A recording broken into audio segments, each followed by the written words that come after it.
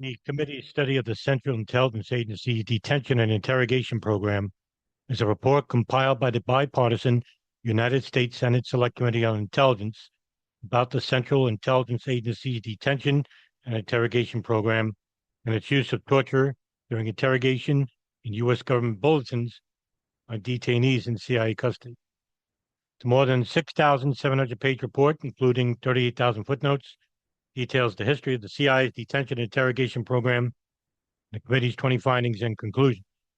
On December 9, 2014, the SSCI released a 525 portion that consisted of the key findings and executive summary of the full report.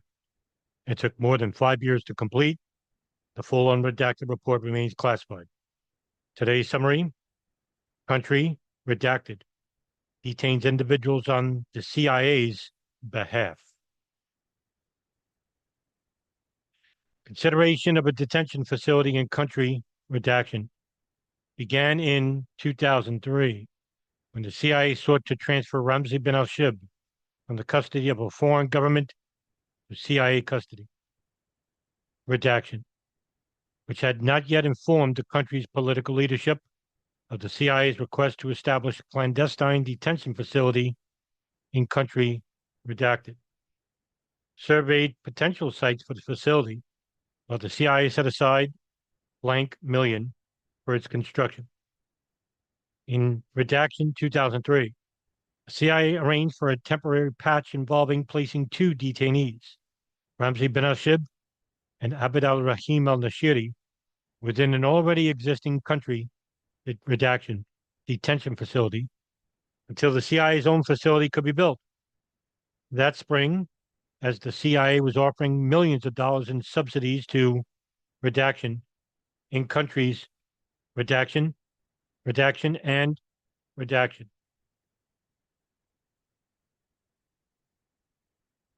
CIA headquarters directed the CIA station in country redaction to think big about how CIA headquarters could support country redaction.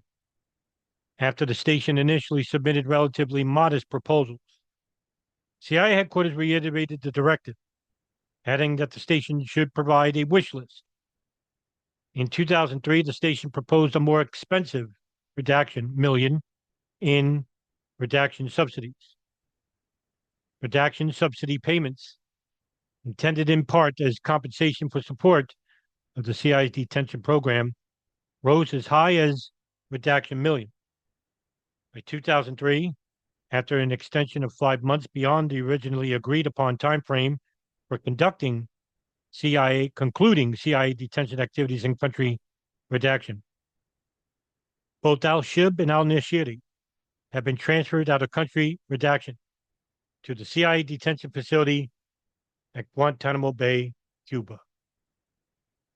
The AP has learned that 4 high-value terrorist prisoners held at Guantanamo Bay were secretly moved overseas just ahead of a Supreme Court ruling that would have given them legal protections. So in March of 2004, the CIA began moving these 4 men out of Guantanamo and back into the so-called black sites.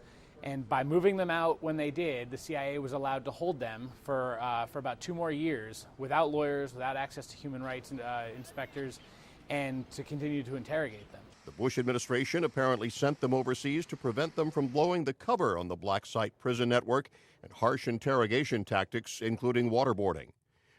The 4 al-Qaeda operatives, Abu Zubaydah, Abd al-Nashiri, Ramzi bin al-Shibh, and Mustafa al-Hassawi, were flown out of Guantanamo in March of 2004 to Rabat, Morocco. It was all part of this kind of shell game, this elaborate ruse that was set up to try to hide the ball from the courts. While the 4 were out of the country, the Supreme Court ruled that Guantanamo detainees had legal rights in American courts and access to lawyers. 2 years later, the existence of the black sites and the infamous interrogation program was revealed. Then President George W. Bush emptied the overseas prison network, sending the 4 back to Guantanamo. This time, they were given access to attorneys and the American legal system. John Belmont, The Associated Press.